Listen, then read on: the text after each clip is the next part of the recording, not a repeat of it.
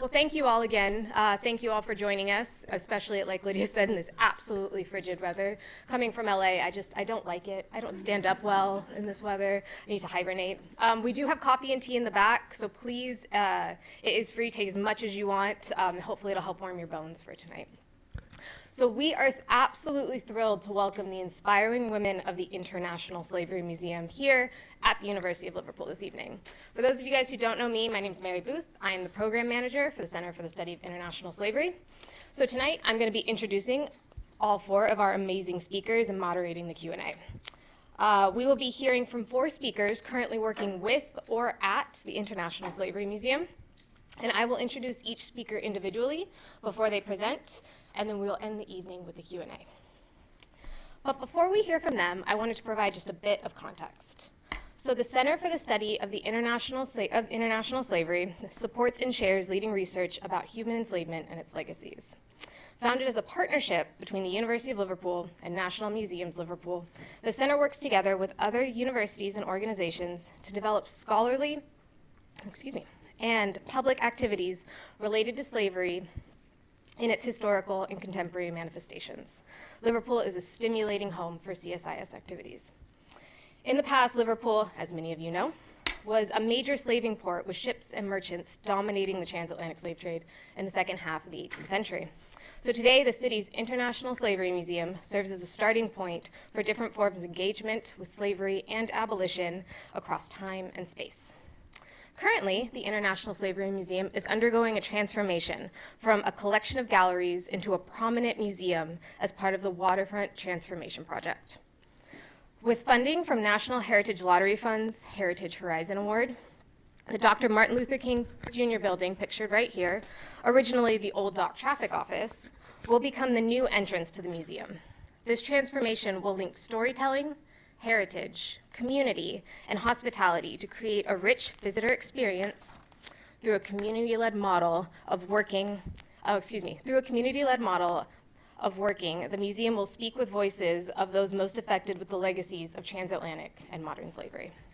The journey will spark and inform change nationally and internationally through a program of academic rigor, debate, and sharing. And today, we get to hear from some of the professionals actively working to make this goal a reality.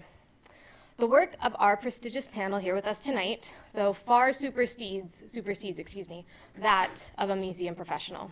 They're community leaders, activists, leading researchers, skilled specialists, and trailblazers in the continued work to advance international debates about representation and anti-racism within the heritage sector. So today, we celebrate these inspiring women who work every day to continue the museum's ongoing work and advancing projects. We will hear from the following speakers about their research, ongoing initiatives, as well as representation and marginalization, and how to address this. So without further ado, I would like to introduce our first speaker of the evening, Sahar. Working in PR and communications for the National Museums Liverpool, Sahar works across the International Slavery Museum and the Water Transformation Project as PR lead. She has a huge passion for the arts, culture, and education with over 7 years of working in the PR industry and is actively engaged in the fight for social justice and raising awareness on matters of racial injustice, systemic racism, and equal rights.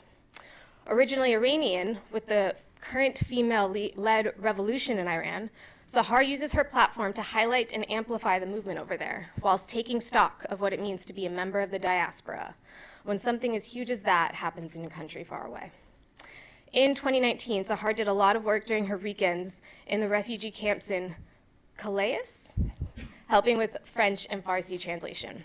Last year, she also completed the CLORE, or C-L-O-R-E, Emerging Leadership course, and looks forward to chairing the Museums Association Moving On Up conference in Manchester later this month, along with presenting at this year's ICON conference. So please join me in welcoming Sahar.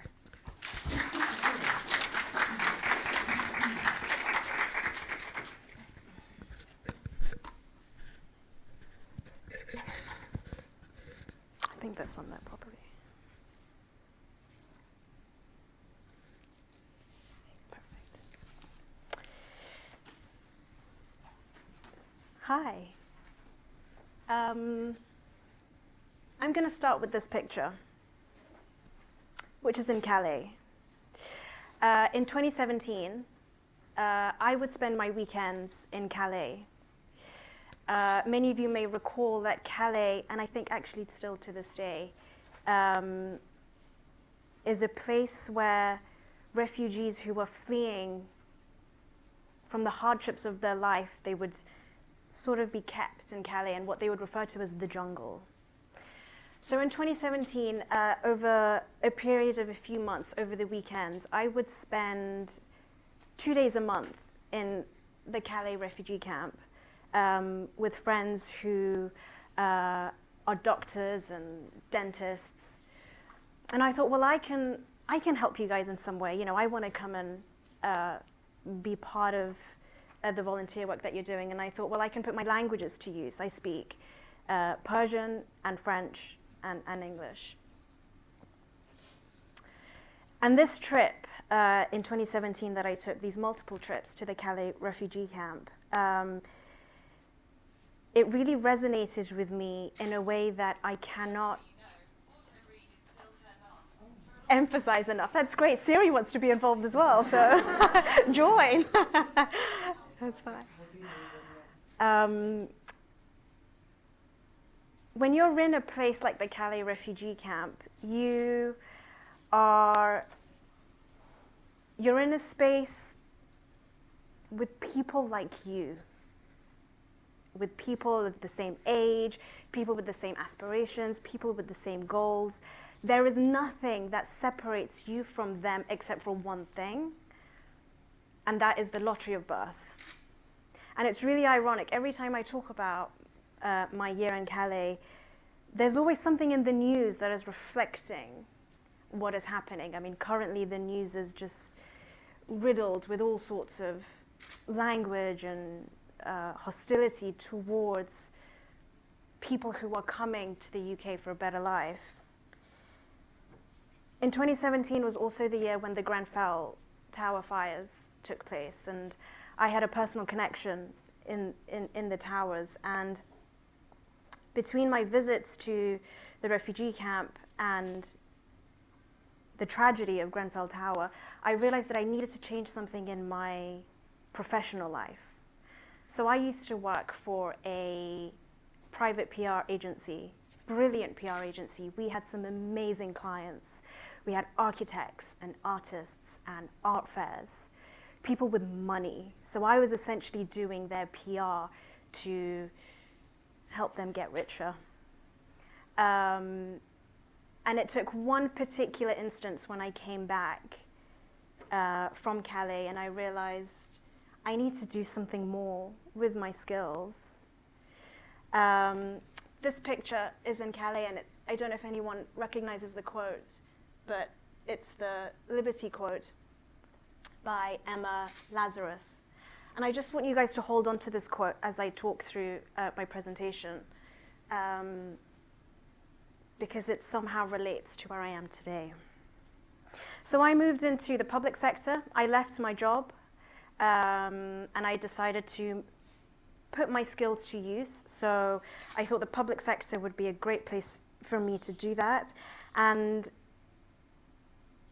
in no way during my journey of getting to the public sector did I think the museum world would be where I would end up, mostly because I had never seen myself in the museums. I just thought it's not for me. It's always for somebody else.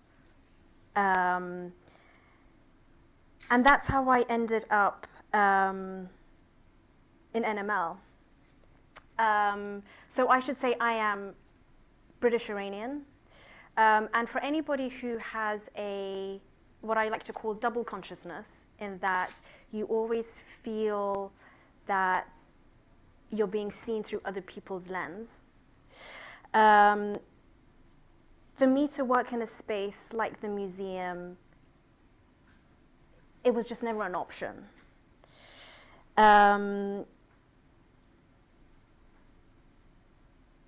When I was signposted to NML, I was actually signposted to the International Slavery Museum. And I very quickly realized that what National Museums Liverpool and what ISM, International Slavery Museum, the acronym for it would be ISM. Their values, their mission, and their aims were something that I could get on board with, and I could see myself making an impact. So I've now been at NML for 3 years. And if I fast forward to where we are today, this site is mostly on where you see the two dry docks. This is the waterfront. And so this is the project that I'm working on, which is the Waterfront Transformation Project, specifically looking at the International Slavery Museum. And one of the things that I should say is that National Museums Liverpool as a whole is going through a period of transformation, although the focus is on the International Slavery Museum, the focus is on the public realm. But one of the things that we are really hoping to bring an impact on is on people's experience with the transformation of the International Slavery Museum, centering people's lived experience, reclaiming the past, but also thinking of the future. So these are all elements that I had grasped with both hands, and I thought, do you know what, I can get on board with this. I can make a real impact.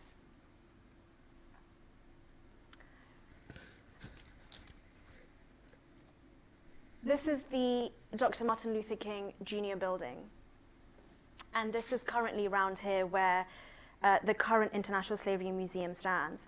So the idea, just to briefly bring everybody in the loop, is that the Dr. Martin Luther King Jr. building will become the space of where International Slavery Museum will stand. If people, I'm hoping everyone has been to ISM, but it's currently a gallery floor. So I wouldn't even say it's a museum, it's a gallery floor. So through this transformation, we're hoping that it's going to have, very rightly so, its own physical museum space. So why is this, how does this relate back to my changing my course, my trajectory, should I say, of my career? Is because everything that we are doing with the International Slavery Museum, at the heart of it is its people. And at the heart of it is people's experiences, lived experiences. It's thinking about bringing stories that perhaps people have not had the space or have not had the opportunity to bring to the forefront to do that.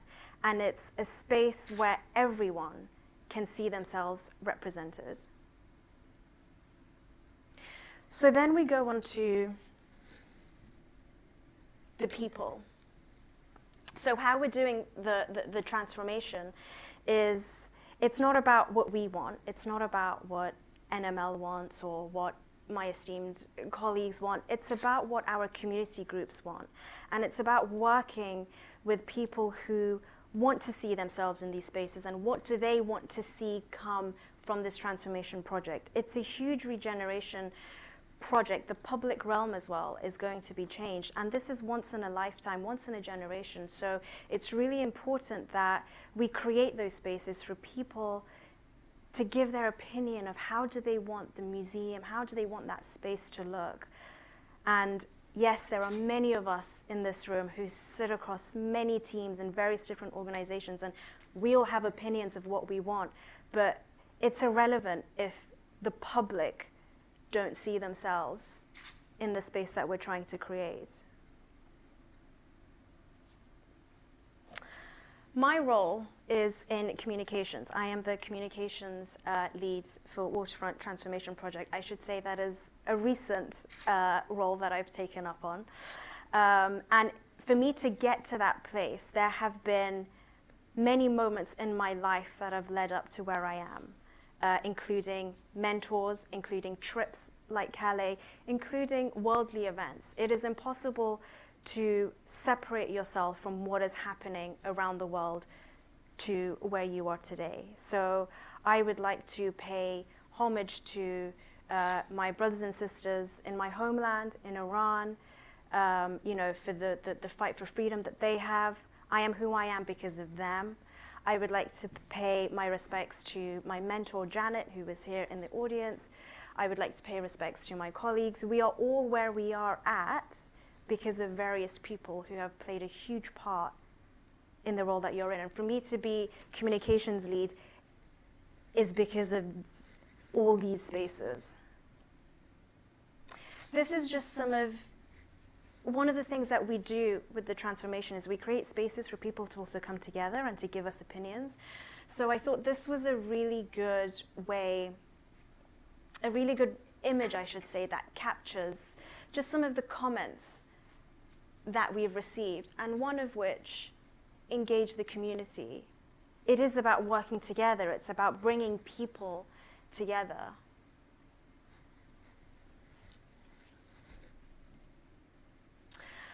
The role of comms is to storytell. That is what we do.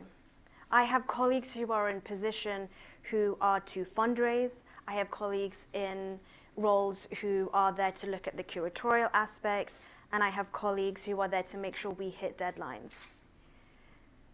My role is to bring the emotion out of all of this and to make sure that we are telling these stories in a way that connects with people. Those people that need to hit deadlines and stuff, that's for them to do. That is, everyone has their strengths and weaknesses. Mine is definitely not deadlines. Mine is to make sure that we tell the story, because the story is what connects us. The story of what I had seen in Cali in 27 is what had resulted in me changing where I was to where I am today. Stories matter. Stories make a difference. It's how we tell them. So this is just it's a snapshot, I should say, of how we go about capturing these stories and how do we inform the media. Our bread and butter is speaking with external partners, is speaking with stakeholders, but also the media plays a big part. So this is just to give you a flavor of some of the stories that we sell. For example, the Liverpool Echo, local national paper, very supportive of everything that we do. When we do pop-up exhibitions, we give them stories, we give them opportunities to come into our spaces, to come and see the exhibitions, but also to speak with our colleagues and to do some profiling as well, because one of the things that we have to do as our role as communication practitioners is to put people behind the stories, humanize it. We do podcasts, so we did Cheerful Podcast, where Richard Benjamin, who's currently on secondment here actually to Uni of Liverpool, we put him forward for a podcast. We've got Freedom Quilt, which is currently a display that we've got on in the International Slavery Museum. So this is the bread and butter of media coverage. And then we have social media. And social media has its positives and negatives, but what I have done is I have captured the comments that we receive, which I am very happy to say 8 out of 10 is positive. And the reason why I provided this snapshot is so that you can understand just how important ISM is to people. Samira Ahmad is a journalist, but we've got here education groups, so we've got a primary school here. We've got a university there where they brought law students to the museum. And then we have also regular visitors who, when they visit, then they give a tweet, and the underlining message that they all give us is how profoundly meaningful they found their visit to ISM. So I just wanted to give you guys some time to have a look at that.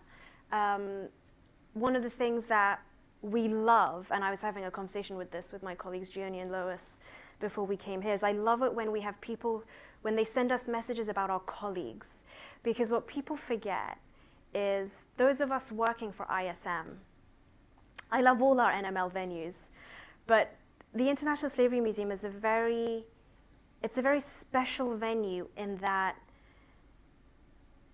we talk about very difficult topics, but we also don't shy away from it. But the people that are doing the work, the people that are, my fellow curators, people from learning and participation, we are people as well. So when people think of ISM, I don't want you guys to think of it as brick and mortar. And one of the great things about us being able to do this panel is you guys can see literally the people who are doing the work, so that you guys can also feel that human connection of who is doing what. So I love it that somebody has, given a tweet, talking about the handling sessions that my colleagues Lois and Gioni do, because they put so much work into it.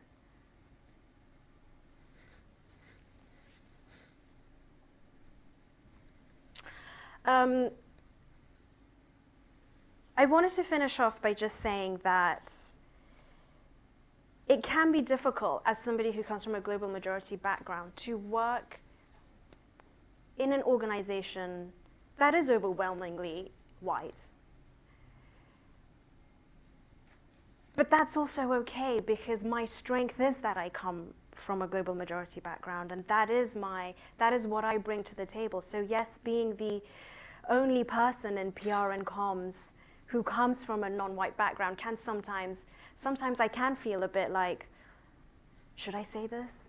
Should I talk about what's happening in Syria? Should I mention Iran? How are people going to understand? And yes, me being able to speak up, me being able to bring my whole self to the table is something that NML has provided that space for, even though I may be 1 out of 10 in the room.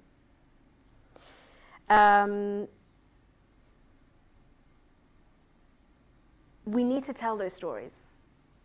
We need to also encourage our colleagues to feel comfortable to tell their stories, and to feel comfortable to, if they are in a room and, they might think, should I put my hand up and should I say that I disagree with that? We need to be in that space, and we need to be able to provide that safety for that to be okay. And I am so very grateful to our GEM group. Big shout out to our GEM group at NML, which is the global majority group, because that is such a strong force of people that it gives you that encouragement, it gives you that empowerment that you can step into NML, you can step into the workforce and do what you need to do. So for me to be on ISM, and for me to be unapologetic in who I am and in my identity, it's great. And I'm very, very grateful for having that. And I just wanted to finish off on one thing, and that is to say that don't underestimate the power of lived experiences, which is what ISM does. That is one of our biggest USPs. It is within our DNA. So this amazing diversity of thought that you will see across the panel today, that is what makes that venue so strong. Each of us comes from a different thought, different diverse background, different team, and that's what makes what we do, and that's what also then helps us to receive these amazing messages all worthwhile.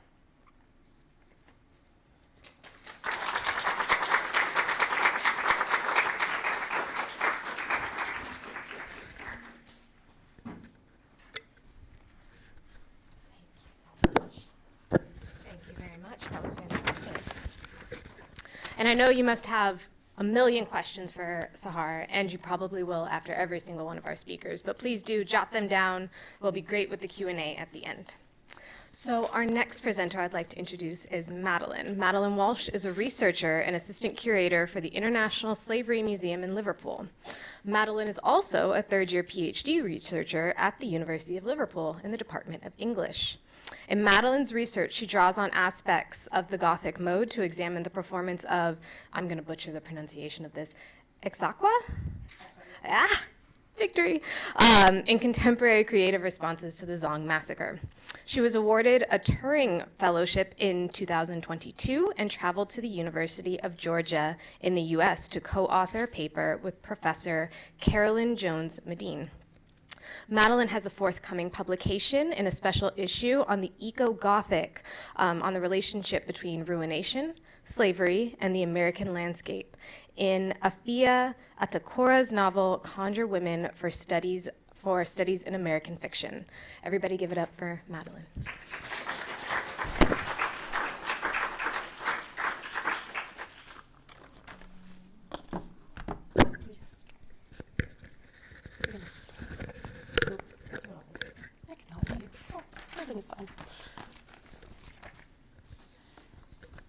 Sorry, I have slides, so I'm going to have to stand kind of close to the computer. But so, hi everyone. I am Madelyn, and I joined ISM in July 2022 as a researcher and assistant curator.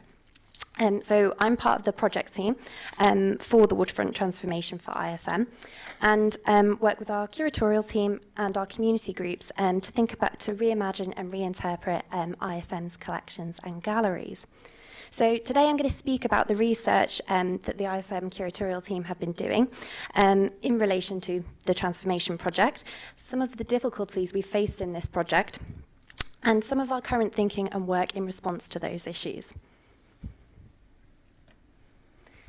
So I was going to give a kind of brief overview on the Waterfront Transformation Project, but luckily I've gone after Mary and Sahar, so I actually don't have to do this work now. But to speak more specifically about what it means for ISM, obviously, the Martin Luther King building is going to be redeveloped, so the museum will have its own front door. And it will also going to be moving downstairs in the Hartley Pavilion. So instead of being just that one floor, there'll be the connection between the two buildings. And that will be connected by a bridge. So as part of this, though, and for me as a curator, we're going to be developing new galleries and exhibitions which will be co-produced, as well as community and education spaces as well. So as Sahar spoke about, the heart and soul of this project is really about re-engaging our communities through co-production. So instead of curators making decisions behind closed doors, it's really about the new ISM will be a shared and collective space that will be transformed by the voices and stories of our community groups. So this means that our community is going to work with us as partners rather than as consultants, as in some more traditional relationships between museums and community groups. So my team have been trying to think of ways to approach the transformation of ISM by developing a framework that can be used to interpret those stories and help people work through those stories and organise the new galleries. So today I'm going to speak about the evolution of our journey and thinking as a curatorial team.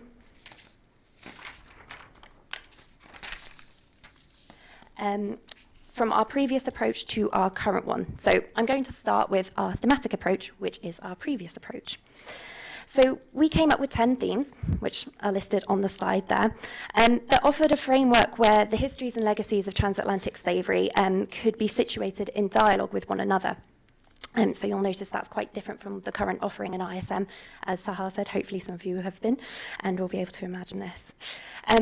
But ultimately, for example, one that is perhaps not really addressed in the current offering of ISM would have been ecology and environment, which might have explored, for example, the history of plantation agricultural practice alongside the long-lasting environmental effects of such extensive and extractive production on soil and surrounding landscapes. Now, this framework was designed to consider how transatlantic slavery as a history and has ongoing legacies, and how those ongoing legacies still shape and determine the lived experience for diasporic communities today, and for today. So Despite that being a particularly strong approach and something that we feel is particularly useful, the feedback we received, our own reflections, and some excellent new additions to our team revealed that it wasn't really working with our commitment to co-production. So our community members weren't necessarily able to work with this framework, and they weren't necessarily able to see how their stories fit within it. And I think more importantly, they didn't feel part of the process. So what we've been working on is a new framework whereby community stories, voices, and responses are built into that.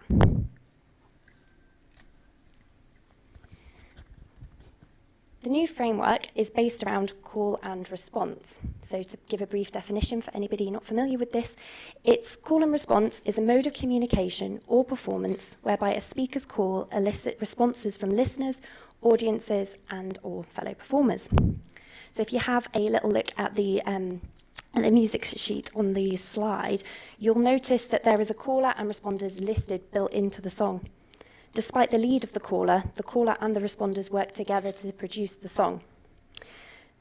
For ISM, the thinking is that our calls will come in the form of questions that we would ask ourselves, the people and communities we co-produce with, and the people who visit the museum. The calls will frame how we conduct collections research, the co-production process, and how we run workshops. But most importantly, the calls will give communities the opportunity to respond to those calls in a way that feels authentic and comfortable for them as part of the co-production process. So the calls that we're proposing, the first one asks, where do we begin? It asks how we can prepare ourselves for the journey in the museum, where the history itself begins. For example, the complex and thriving societies of West Africa before the arrival of European colonizers feels like an important place to begin this narrative. But also the history of ISM itself offers another type of beginning and allows us to consider how it was born out of community activism and determination. But again, it's broad and people can respond to a way where the history begins for them. The second call asks how we connect with the history of slavery. It allows us to consider how we connect, represent, and understand the pain and suffering of enslaved people. It also gives us space to consider our responsibility as a museum when presenting objects and histories of horror and violence. It therefore allows us to reflect on these histories, but in a way that consciously confronts how we are connecting with them and how we're asking visitors to connect with them. The third call, what does slavery mean to us today, allows people to consider how slavery, transatlantic and contemporary forms of slavery, shape the world we live in today. For example, this call might prompt responses that interrogate the physical developments that we continue to utilize today, that were initially funded by the profits of transatlantic slavery, or how contemporary forms of racism have evolved and manifested in the world that we live in. It allows us to consider why the history matters to us today. The fourth call asks, what does justice look like? This call, the call asks how injustice has persisted in the wake of transatlantic slavery, and of course how it is evolving in the case of contemporary forms of slavery. It asks what barriers there might be to justice. For example, a response to this call may be stories of resistance, which explores how people have fought against injustice. It gives people an opportunity to connect with that ongoing struggle and to think about what their role might be in this. The fifth call asks, what would it take to heal? This call grapples with the trauma of transatlantic slavery and contemporary forms of slavery. It considers if healing is possible, as well as how loss and grief manifest in response to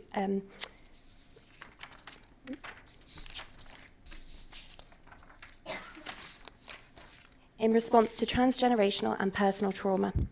This is perhaps one of the most complex calls that we will pose, because it asks people to reflect on what healing looks like individually and as a community, and so maybe one of the most difficult calls for people to respond to. And the final call that we pose is, where do we go from here? It considers how we create a future of freedom and liberation from the injustices that we explored in the fourth call. It asks people to consider what can be done individually, but also collectively to work towards the future. It also encourages action outside of ISM's walls and offers a way to continue the conversation once visitors leave us. Now, this is a framework that's currently being developed, and the idea is that co-production will be embedded within it by the fact that the calls are posed by the museum, but the responses are created and by the community. So we cannot have one without the other. That said, this is a framework which has been developed over the last few weeks, so it hasn't yet been shared with community groups, and so I must stress this is in no way a final form and is likely to undergo many developments as we co-produce with our communities. But with this new approach, what the curatorial team will bring is our knowledge and understanding of our collections to help communities respond to those calls within the context of the museum, because ultimately that's the space we're working with, and hopefully in creating a dialogue between those stories and our objects.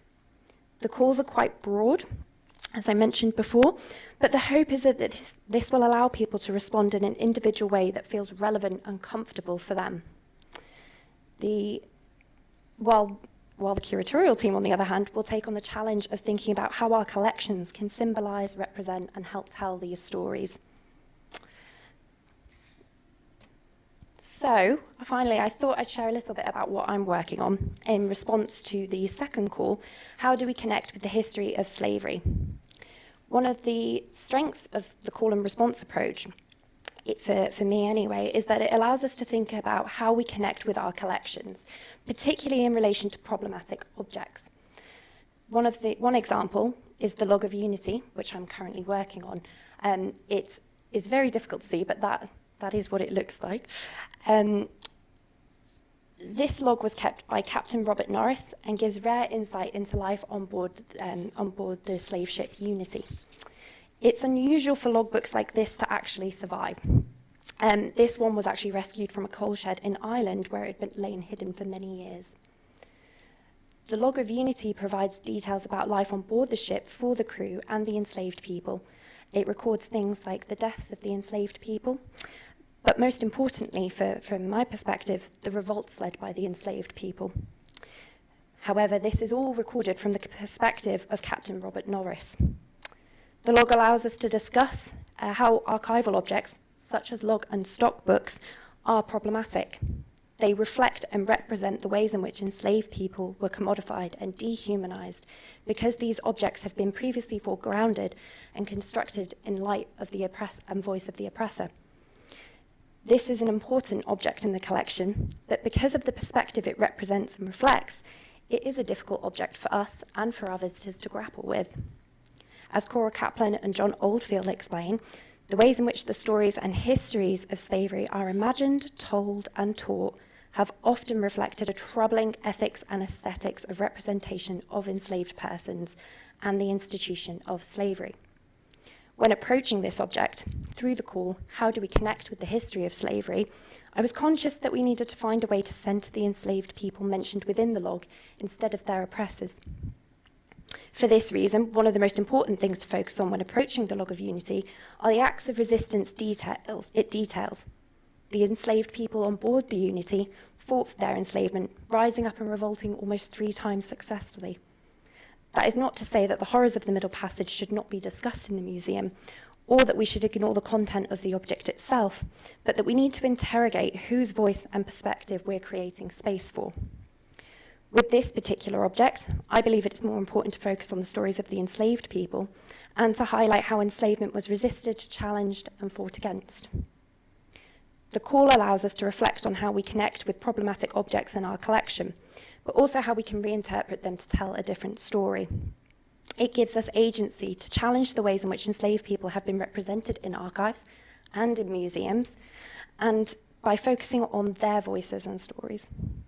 This interpretation encourages visitors to think critically about the types of objects we are displaying, giving them other ways to connect with the history through interpretation that consciously challenges troubling and unethical representations of enslaved people. I would add that my hope would be to place this object in dialogue with a contemporary story from a community group, whether it's a piece of art, a photograph, or a narrative, that speaks to this historic trauma through a legacy of or response to this memory of transatlantic slavery. Through transatlantic slavery, and therefore offers a different way to connect with this object. So yes, I hope this has given some insight into the current thinking behind ISM's curatorial team and what it looks like for me as a researcher. Thank you.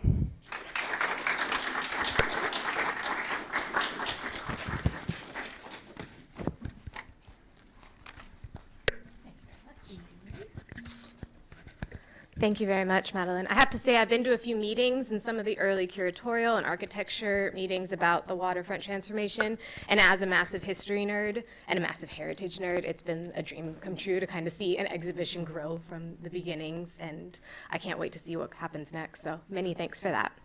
Next up, we have the lovely Lois South. Lois South is a community engagement manager and educator working to platform Black voices, facilitating workshops on anti-racism, Black British history, and joy.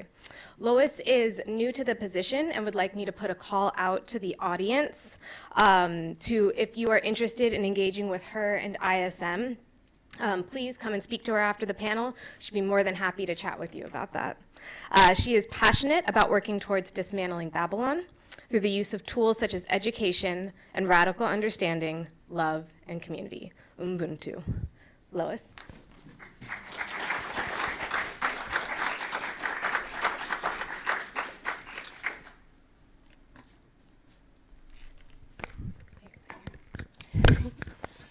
Thanks. So my presentation's more looking at me and my journey into working in ISM, but also looking at identity and otherness and difference and the power that holds, and especially looking at like how I can use these ideas of difference and being a weirdo and how I can take that and make myself feel like a safe space for people to work with me. So, yeah. So, for myself, I sit on the intersection of many different identities, and yeah. So I don't always meet a lot of Black, South Asian, queer, demisexual, non-binary, pansexual, disabled people like myself. I know that I'm different and I inhabit difference, I embody difference. And I have some pictures up here. I've got my dad, especially because my dad's probably one of the strangest people that I know. But he owns it and he owns difference. And one of the things that from a young age that I always saw about him is that he'd walk into any space and just own it and own himself. And I haven't always been able to do that, but I think there's so much power in knowing that you are different and you do stand outside the norm, and what that means and how it can bring people together, because it's not just like, and I had it on my first slide, otherness, difference that has agency and that has so much power, and it can invite so many different people to want to engage with you, and it's so beautiful. And especially as a person coming from the Caribbean, my family comes from the Caribbean, that's such a melding pot of difference and identity, but it's so strong, and there's so much strength with people from, you know, all those different Caribbean islands because of our differences. Differences make us stronger, and differences give us different perspectives, different ways of working with each other, different ways of understanding things and different perspectives. And that's one of the things, and my colleagues explained the Waterfront Transformation Project amazingly.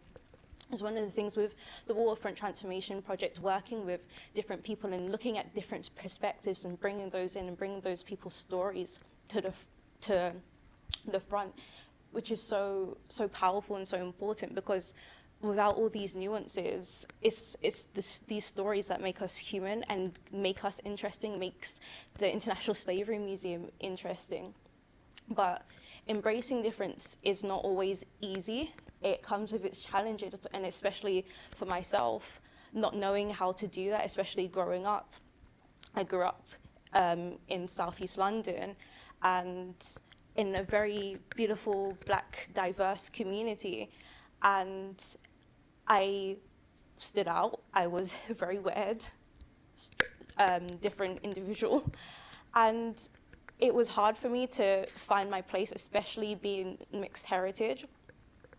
And it was hard for me to understand how that difference allowed me to understand the people around me, but also understand the world and the global context of where I came from. And it took a long time to embrace that. And on this slide, I've got a picture of the current ISM gallery. And this part of the gallery, it's very interesting to me because it was a co-produced space. So we did work with communities to put this part of the gallery together, and it's beautiful and it's colorful, and a lot of young people love it. But one of the things for me is the collections, and it's African collections, African objects, but all put together with not a lot of care of the nuance and the difference of the people, the cultures, of where these objects came from. And it kind of reinforces for me, and for a lot of other global majority people, this very colonized, violent way of looking and knowing and understanding yourself. And as I said, for somebody who has always embodied difference, seeing yourself through other people's lens and what people say about you, it can make you understand and know yourself in some very uncomfortable ways. And that's what I think this part of a gallery, even though at the time in 2007, I'm sure it was amazing and it's still a beautiful space, it does reinforce these horrible ways of understanding yourself. But when you put yourself forward and you can claim that narrative for yourself, it's so much more powerful. So I've got a quote here from Stuart Hall, and he said that we need to question the constructed and thus contestable nature of the authority which some people acquire to write the culture of others. And I think that's what we're doing with our Waterfront Transformation Project. And it's very important because, and I talk about this a lot, so there's an exhibition that I went to last year in London, and they had these massive posters, and it said, "There are Black people in the future." And I was with my friend, one of my best friends, and we saw that and we were crying. And then a few months later, we called each other and we were trying to unpack why the idea that we are going to be here tomorrow is making us cry. Why is that making us cry? And we were talking about it, and we felt like, oh, it's because for so long we have always have to validate ourselves. The questions have always been on us and not on the reason why these constructs are here, not the reason why there are these horrible ways of looking at ourselves and understanding ourselves. And we need to turn that question around, and that's what Stuart Hall's saying, and question why these structures are here, and question these authorities that people's structures have to talk about us and to know and to understand us. So we need to validate ourselves and our own stories in that way. And that's the power that I feel coming from this Waterfront Transformation Project. And Madelyn explained it perfectly with our new call and response framework that we have of working with people and putting out those calls so people can talk to us on their own terms of what these calls mean to them. And that's so powerful because we're putting their ideas, their perspectives, their unique, nuanced, beautiful ways of looking and knowing and understanding themselves forwards. So how I got involved working with the ISM. So I've got a really horrible picture of my emo face that I haven't quite grown out of on the screen. And then another picture of me in biology class. So as I said, I grew up in Southeast London. And my school, it was a girls' school, and it was run by a black woman. She really did so much for us on realizing that the world was not a safe space for us, but here in the school, in the classroom, she was going to empower us. She was going to make sure that we were going to see ourselves represented in anything, in any space. But I didn't really know what I wanted to do. Like being creative, that wasn't really a thing that I saw myself in, as hard as my teachers tried to be more representative. I didn't really see myself being in the creative industry. I didn't see myself in heritage. I wanted to be work in science. I wanted to work with corpses. I'm a bit weird like that. All my family's a bit weird like that. We were all a bit macabre. And that's where I thought I was going to end up. I thought I was just going to be the weird person that just hung around morgues, and that was going to be me. But, yeah, that is a heart. It's a lamb's heart. I'm very proud of myself in this picture.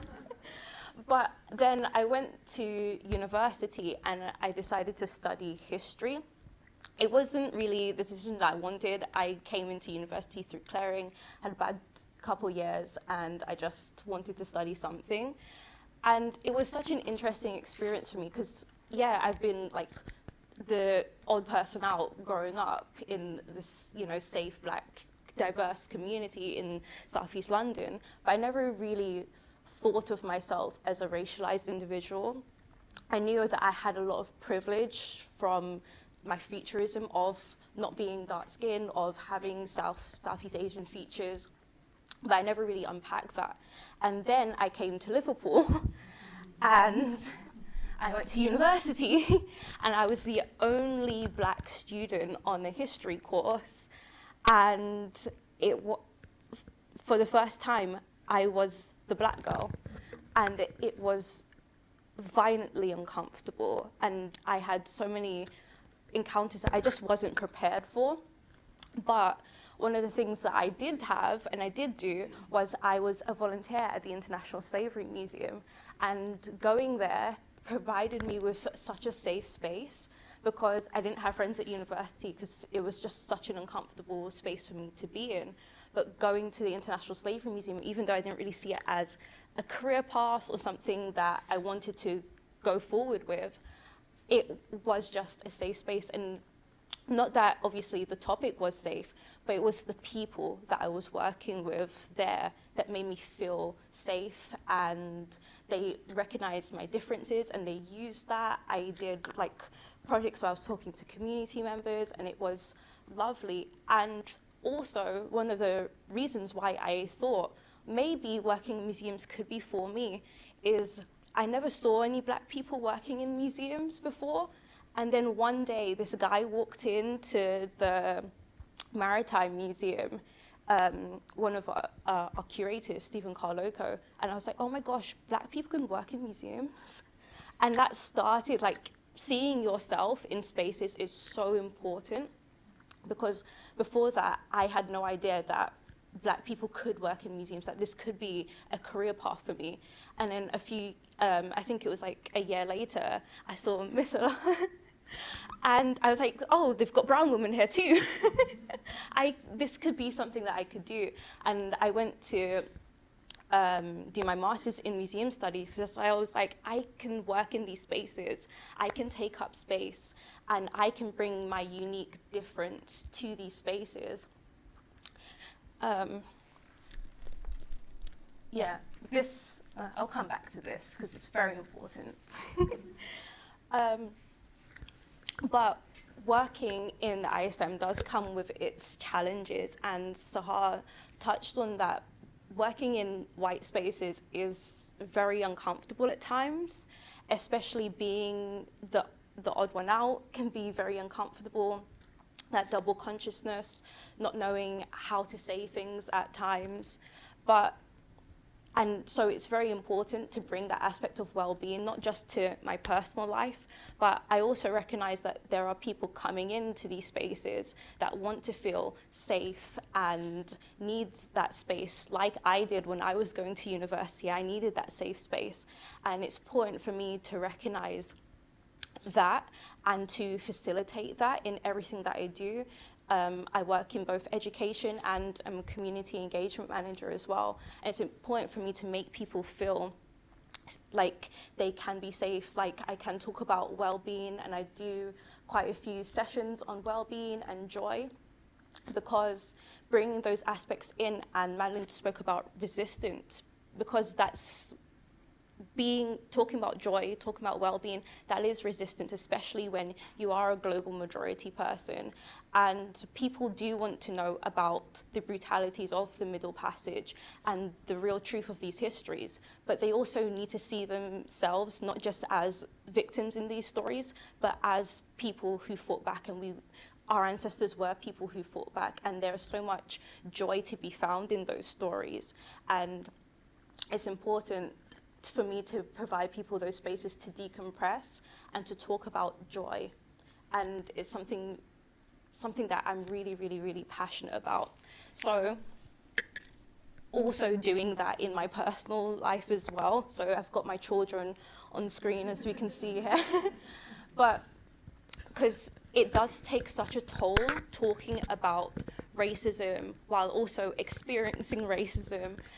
I don't have the privilege of some of my colleagues who aren't global majority of just leaving things at work and going home. I have to live in my black body all the time, every single day. I live in the castle, which is my skin. This is me. And I found that very, very, very difficult working in education, encountering a lot of people's ideas of this history, and especially people are coming from many different perspectives when they come into the International Slavery Museum, and many different stages of knowledge and different stages of their anti-racist journey. And I found that it took such a toll on me to have to deal with that, hold space for people, as I said, with talking about joy and well-being. And I started to take space for myself, and I realized I need to hold space for myself as well. And yeah, my children are a big part of that. This is an example of one of the participation things that I do at the museum. And again, it's about bringing people together and fostering good conversations, but also talking about our differences. So with our book club that we do, it is a really good safe space for people to talk about their different perspectives. I give people a reading, but also people, as I said, are coming with their own unique ways of understanding this topic and their own lived experiences, and lived experience is expertise, and I want to give people that space to talk about where they are coming from. So yeah, my final slide is to talk about community and community engagement. So this is Roehampton Estate in Jamaica during the rebellion. This is a painting by Adolphine Duperley, hope I'm pronouncing that correctly, of the rebellion, where we can see that this estate is being burnt down. And when I talk about difference and come together despite your differences, and not just despite your differences, because of your differences, and embracing everybody else's difference. And one of the readings that I've done for book club was Andre Laude's The Master's House. And it's such a powerful reading, because in it she says that one of the tools that we can use to overthrow all these systems that do make global majority people have these violent ways of seeing themselves is through community. And she says women coming together, not despite of their differences, but she said radical understanding and radical acceptance. And that's what she said is one of these tools of women coming together. And I have this image because we can see that all these people from so many different backgrounds, being enslaved, brought to Jamaica, have come together and used their differences, their different understandings of themselves and each other to dismantle, overthrow, fight back. And I think that we can look at ourselves and our differences and how we can take strengths from each other and use that to empower each other and fight against all these oppressive systems. And that's the end of my talk.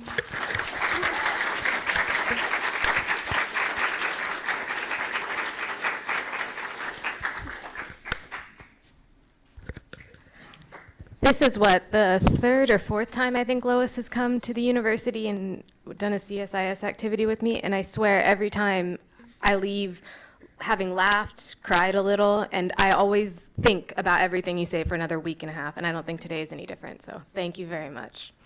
So now last, but absolutely not least, we have Rebecca Loy. Rebecca Loy has a passion for people and social justice. For nearly 20 years, she has worked to empower people to believe in and achieve their potential. A lot of that work has focused on young people, young offenders, and new immigrants to the country. For over 6 years, she has also worked on having community through song, attracting a diverse range of people as an administrative director of a gospel choir in her spare time. She is currently working with the NGOs and the NHS to fundraise for sickle cell disease through podcasts, live gigs, hiking, and various other means.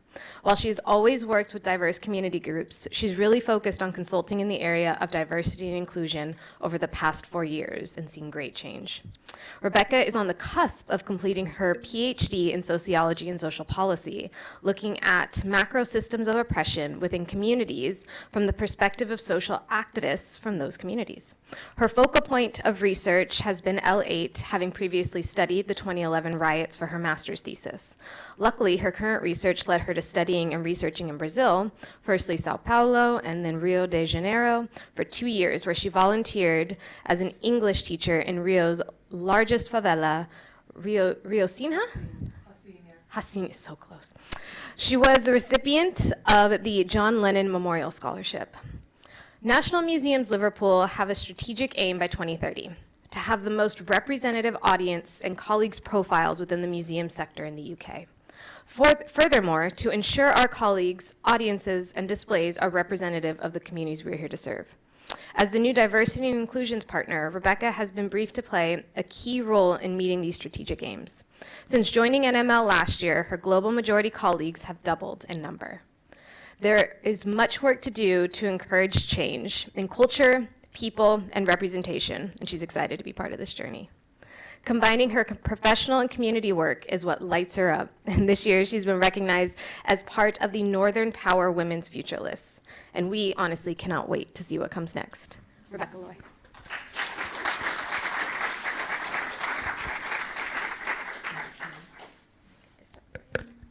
I apologize, I'm the one with the longest amount of slides. Hi everybody. I just want to say thank you to all of you spoken today. You are all incredible and you inspire me so much every time you speak. I'm going to be talking a little bit about my PhD work today and how it links to the work that I'm hoping to do at the museum, particularly around representation and belonging, and just presenting a bit about how I'm thinking about these themes in affecting change and cultural change within the museums. So yeah, I'll be standing here quite a bit. Oh, trouble. Okay. Right. So I'll be talking a little bit about embodiment, the politics of shame, representation, and belonging. And I will try and be as quick as possible. Okay. So before I talk about this word phenomenology, I just want to do just a really quick example of something. I am that person. You can tell I used to be a teacher. Here I am moving about. Okay, that's not working. What's this? Can anyone tell me what's this? What am I pointing at? The chair. I'm really not being condescending. I'm just being a teacher. It's a chair. What am I doing? Sitting on the chair. Did the chair tell me to not sit on it? Did the chair stop me? What did the chair do? Absolutely nothing. Why did the chair do absolutely nothing? It had no voice? Yeah, absolutely. The chair had no voice. Any other reasons why the chair did nothing? Any other? It didn't have to do anything. Why did the chair not stop me? It's an object. Right, it's an object. The chair is an object. I can act upon the chair. The chair cannot act upon me. The chair cannot respond to what I do. The chair simply has to take it. I can throw the chair over. I can paint it NML pink. It can't stop me. And a lot of the time, and a lot of the things that I'm speaking about today, is how a lot of us tend to feel a bit like that chair. So before I go into that, I just want to say this word phenomenology. And I know it's a very big, long word, but we've been speaking about phenomenology all day today, lived experience. So when we say phenomenology through the point of view of sociology or psychology. We're talking about people's lived experiences. I want to talk a little bit into the philosophical side of phenomenology. And the philosophical side of phenomenology is thinking about the split between our mind and our body. It's an approach to understanding embodied experience. It argues that the body and the mind are indivisible. So what I mean by this is that the body experiences things just as the mind experiences things. The body is as conscious as the mind. So it was really actually people like Descartes who said, I think, therefore I am, right? But there's been a lot of philosophers for the past 100 or so years, who I'm not going to speak about today because they're men and I'm centering women today, who have gave a lot of incredible information to sort of emphasize this idea of the consciousness of our bodies. Phenomenology also emphasizes lived experience. So I think one guy made it in, Merleau-Ponty. So Merleau-Ponty, who builds upon the work of Husserl, argues that our lived bodies are permeated with consciousness.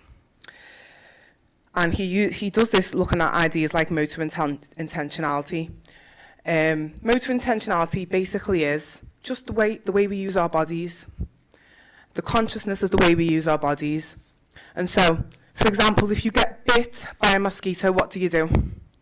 Are you unaware of where you've been bit by the mosquito? Straight to the place where you've been bit, right? If somebody bumps into you, straight to the place where you've been bumped into. If you're taking your cutlery out of the dishwasher and a knife is facing upwards, without thinking much about it, your body knows how to avoid the knife. Your body knows how to avoid pain, how to find pain sources, and how to avoid pain experiences. And one of the things that I look at in my research, and which I just don't have the time to go into today, is how does this affect a racialized or marginalized body? How do we navigate the world when we're constantly having to avoid pain experiences, traumatic experiences? Now, I'm not going to go all the way into the phenomenology. If you want to ask me about it, I can send you something. I can send you some great books.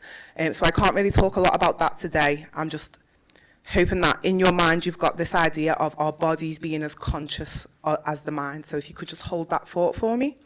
I'm not going to tell you read all of this quote, but Bell Hooks, for me, is the empress of the world. I absolutely love her. And one of the things she said in the book, Teaching to Transgress, is she speaks about this idea of the mind-body split. And she says, once we start talking about the body and how we live in our bodies, we're automatically challenging the way power has orchestrated itself in that particular institutionalized space.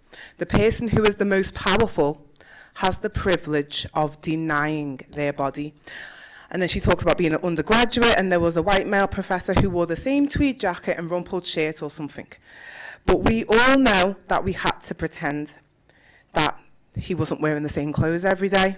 You would never comment on his dress, because to do so would be a sign of your intellectual lack. The point is that we should all respect the fact that he's there to be a mind and not a body. Now, unfortunately, I can't see my notes. Is there any way of fixing that?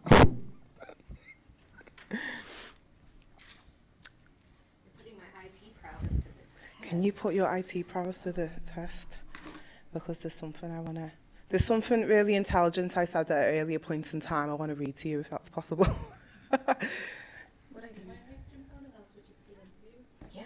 Yes, please. Thank you.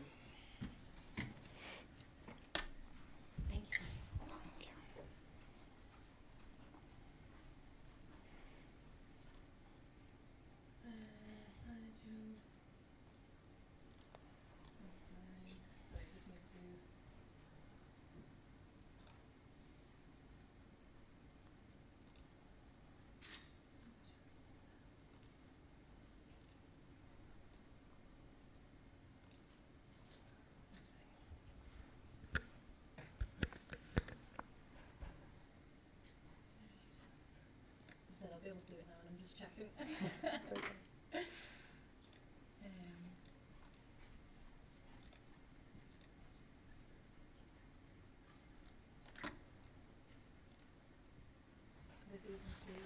Yes, thank you. That's brilliant.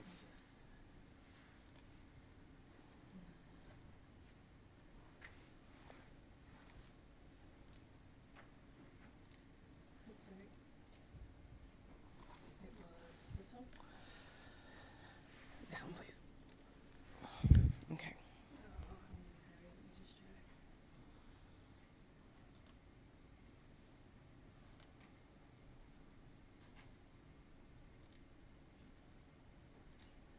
Brilliant.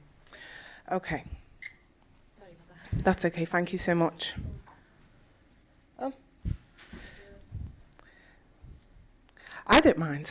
I don't mind. If you don't mind, I don't mind. Oh, okay, go on. You go for it now. All right. So some people can live life not thinking much about the body or the significance of their body, while others,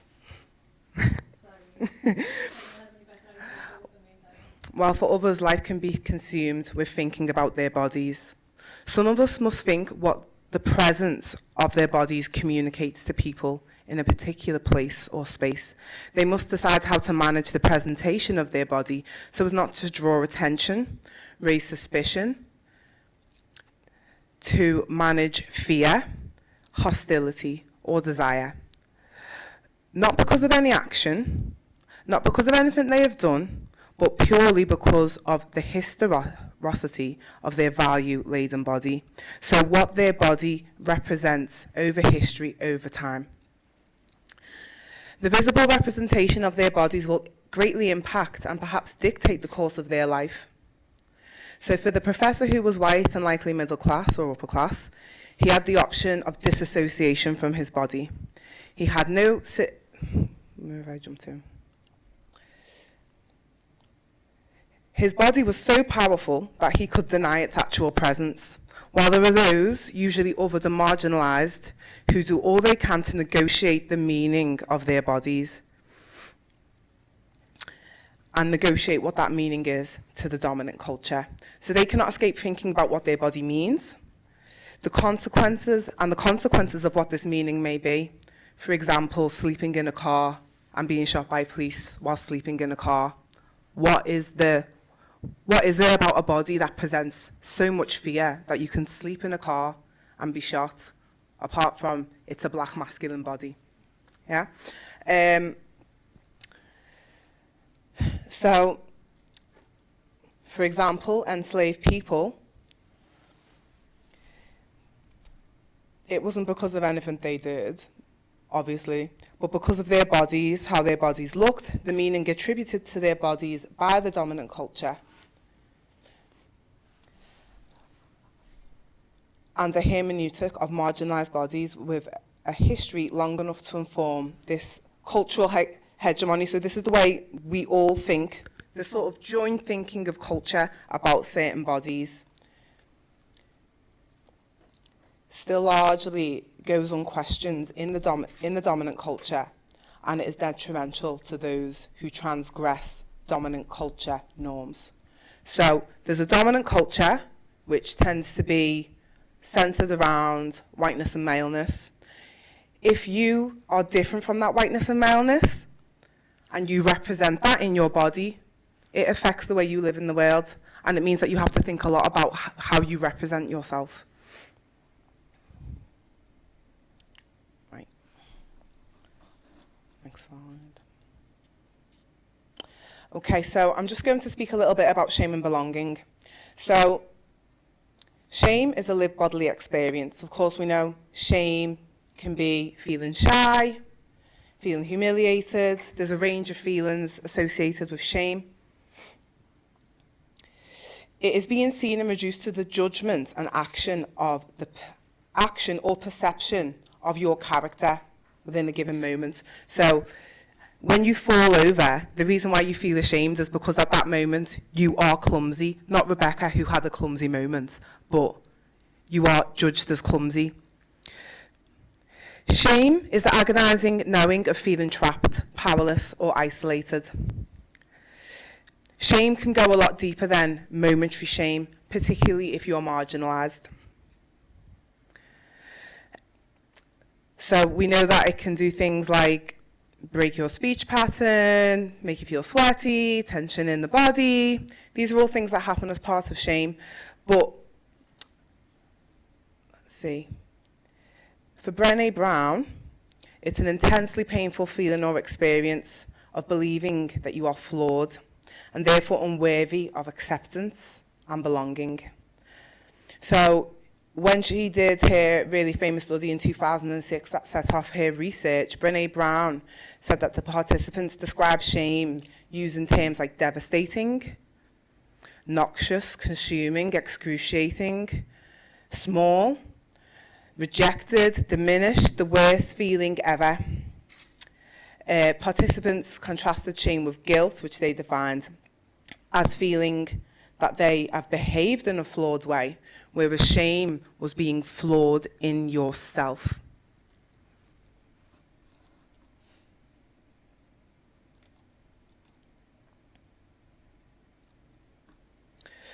Okay.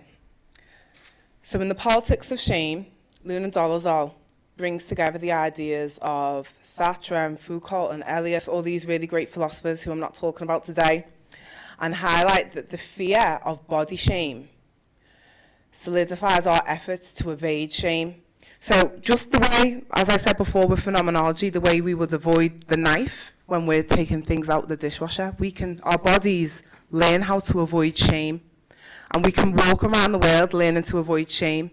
So for me, and this is only for me, not for everyone else, when I wore my hair straight instead of wearing my hair the way I woke up in the morning, that was me trying to avoid shame experiences. Maybe not because of the way I felt about my hair, but the way that I knew people would treat me because of the way my hair presented. So impression management and self-presentation are consequently critical components of embodied shame. And I'm just going to keep moving. Okay. So there was some great research that was done which looked at representations and experiences of the meanings of belonging within the workplace. This is me and my DEI role again. And they noted that belonging is an indispensable human need. It's an imperative to human experience. We need to belong to a group. And then when we know that we feel that we belong, when we feel loved, when we feel safe, when we feel comfortable, then we can thrive, be creative, self-actualize. This is all Maslow's hierarchy of needs, right? So the importance of belonging is relating well to others, within our environments, being able to work and to the best of our abilities. These are all things that can't happen when we're feeling and experiencing and navigating, most importantly, when we're walking around in a body that constantly has to navigate shame. How can we belong in environments like this? And so in the conversation, it's a brilliant book by Dr. Robert Livingston. He says humans are drawn to social groups that fulfill the needs of assimilation, for social connection. Then on from there, they can fulfill their desire to feel unique, special, and distinctive. And of course, shame is linked to the possibility, belonging, is linked to the possibility of sharing practices in community, creating meanings, participating in common goals, learning through participation. All of these things happen when we feel we belong.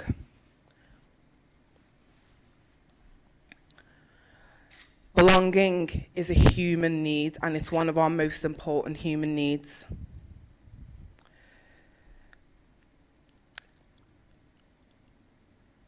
The likeliest way to forfeit our place of belonging is via transgressing a social norm, which is often associated with experiencing shame. So when we do something we're not supposed to do, we experience shame. We no longer feel like we belong. And I just want to read this quote from Robinson, who was writing in the book, the anthology, You Are Your Best Thing, which was put together by Tarana Burke and Brené Brown. And he said, they said that I realise that I have never known who I am without shame. As a black, non-binary, queer person in America, I have never had the privilege of experiencing shame as just a feeling, so it's not momentary. I, like many of us, was introduced to shame from birth as an intrapsychic and systemic reality. I was branded with shame by birth, by my black nose, my black skin, wide nose and limp wrist.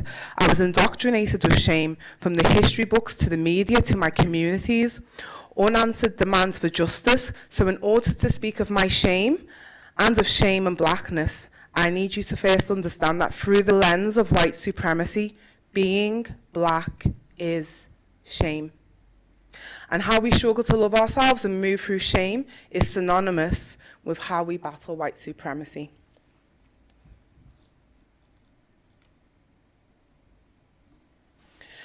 Shame is a power imbalance, and for those in marginalised positions or those lacking power, they can find shame being a parameter set by an authoritative other.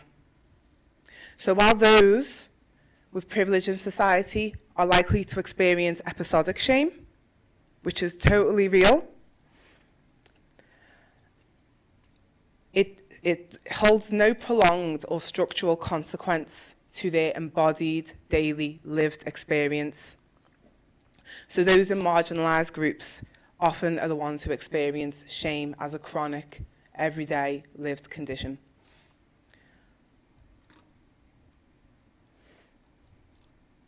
Oh dear.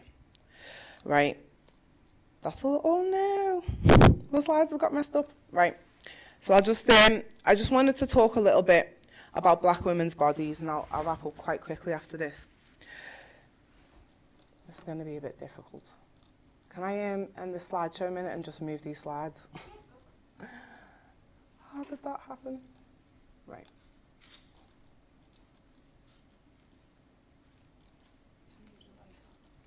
Thank you. Right. So there is a historical construction of shame associated with black women's bodies. So one of the things that I'm really interested in is from when I was young, I recognised that there was this really inequitable understanding about who I was and about my place in society, and there were all these stereotypes coming at me that had absolutely nothing to do with who I was. And I was sort of like, well, how have we got here? And I think it's Patricia Hill Collins says that nothing falls from the sky. You know, everything is, through a cause, and we can track back a lot of where these shame representations come from. So there is a historical construction of shame. When European travellers first went to Africa and they saw that people lived in a completely different way to how they lived, it was a hotter country, they weren't Christians, we dressed differently, we didn't need to dress the same way, we didn't have the same cultural norms. And there was, ever since then, you can track through history that there's been a writing of black people through a lens of shame. And it's in a lot of books and you can read it all. So Gilman, when looking at black women's bodies, said that the natural shape associated with black women was seen as more primitive and therefore more sexually intensive.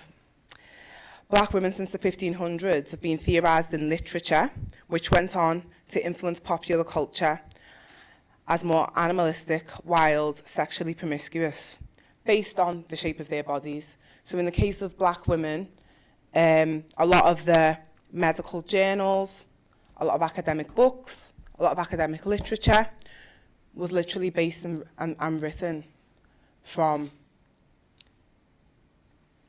making a black woman vulnerable in a public space and deciding who she is, making a representation of her. I'm just going to have to do this again.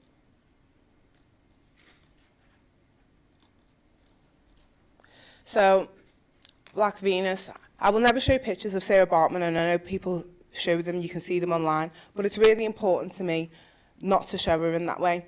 It became really popular to exhibit black women on display in exhibitions in balls. So, you know, these lovely balls, when we watch these, you know, these period dramas, a lot of the time what's missing from them is a black woman stood in the centre of a crowd like Venus, and these women were called Venus Hottentots, and they would be stood in the middle, usually naked, for people to look at and to represent, you know, make representation of them in any way they so wished.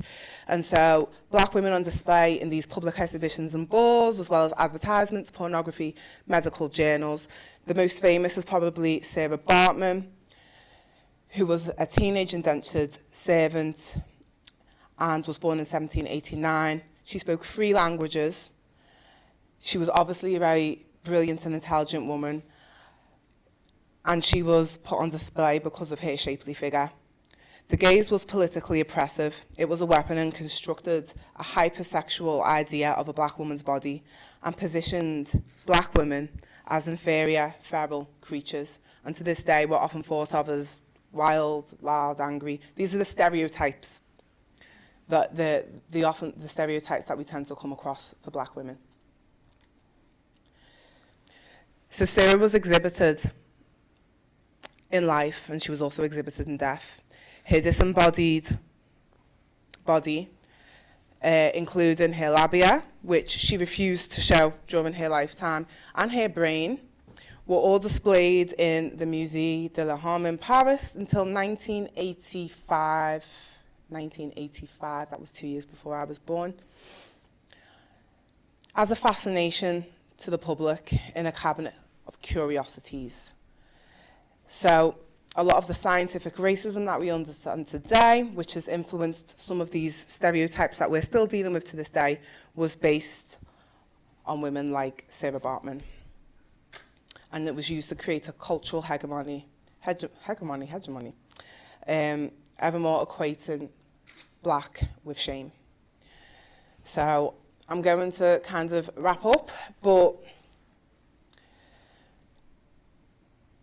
one of the things that's really important to take from this is that there's a story and a link that goes through history, which creates a representation, and it's purposeful. It's been done over time. We don't just happen to be here. You know, this idea of the angry black woman doesn't just come from nowhere, right? It's something that has come over time, was written about in journals, it's created, it was structured, it was intentional. So we're not free to resist feeling shame. That's one of the things that that can sometimes be in place for people. Chronic shame becomes a permanent possibility. Sites of potential shame are likely and literally everywhere. And I'm just going to move on.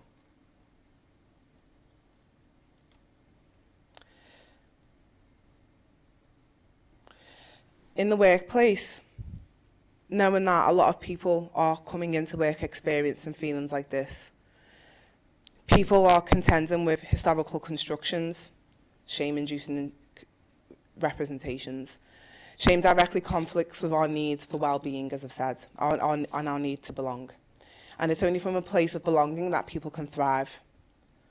So one of my questions, what I have to think about and in my role is what do we do as an organisation to encourage belonging and to combat false representations?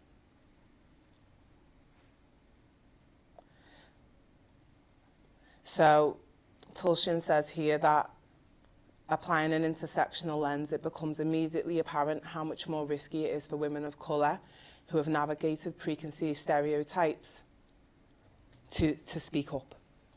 So these are things that regularly happen at work. And one of the ways that we overcome this is through radical subjectivity. And one of the most incredible things for me sitting and listening to everyone today is we've all spoken in different ways about self-definition of becoming a subject, of becoming a radical subject. So this is when we recognise that we've been treated like that chair. Because we're humans, we can say, well, okay, so you've treated me like a chair, but I don't have to let you sit on me anymore. And just the ability to recognise that we've been treated like a chair means that we can go from being an object to being a subject because we recognise that we're being treated as an object. And so this acknowledgement begins the road to subjectivity, to choosing to define ourselves. So like weirdness is wonderful, right? Every time we choose to who we are for ourselves instead of having a representation given to us, we're choosing radical subjectivity. Decolonising the mind is central to positioning ourselves as subjects. This is, of course, to deconstruct the colonial education and beliefs that shame one into being objectified and positioned as being a dominated and oppressed object. So Bell Hooks argued that loving ourselves begins with understanding the socio-political and historical context of our objectification. She argued that we need to reimagine who black women are and the potentiality of who we might be. The power of diversity within literature is an incredible way of showing black women's experiences and the struggle to becoming a subject from an object, and is an important part of resistance and claiming our subjectivity.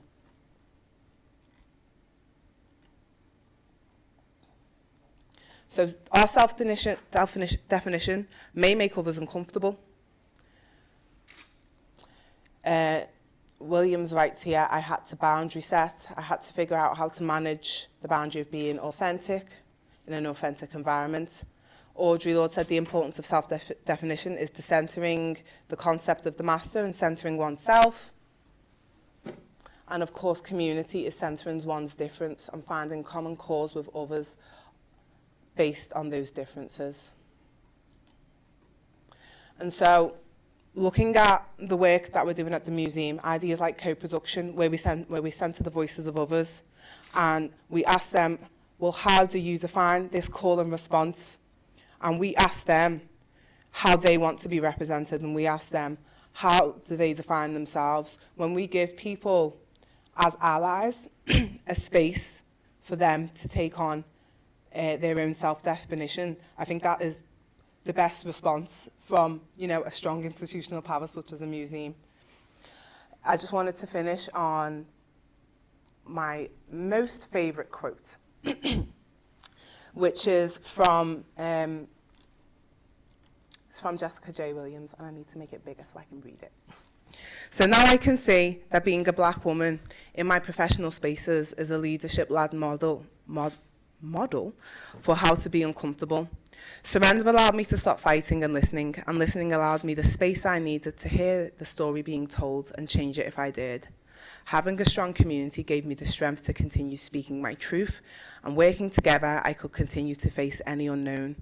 It was never about what I had to obtain, and always about recognizing what I carried innately. Dangerous is the woman who can give herself what she used to seek from others. Limitless is the woman who dares to name herself. The way I see it, shame cannot oppress what acceptance has already claimed for sovereign. So thank you very much, everyone.